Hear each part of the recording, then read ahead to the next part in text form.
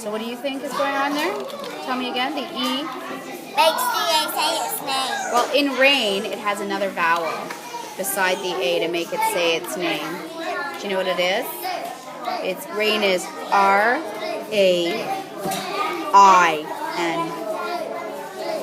And the I makes the A say its name. There's no E on the end. It's kind of confusing, eh? Like when there's an I beside the E. So that would be a U, and that would be an I, and then the U would say oo. Yes.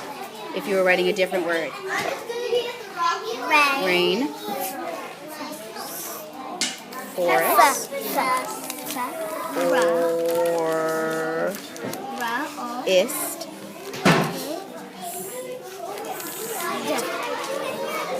Rainforest.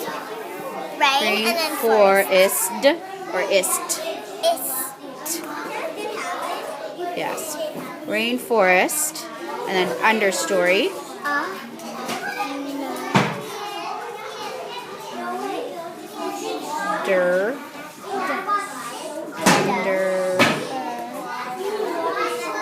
Under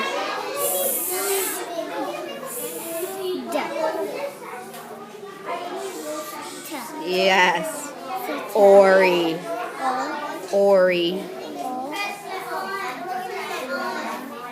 E. Understory? Yep.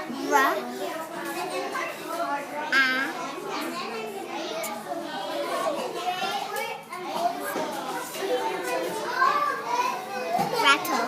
Snake.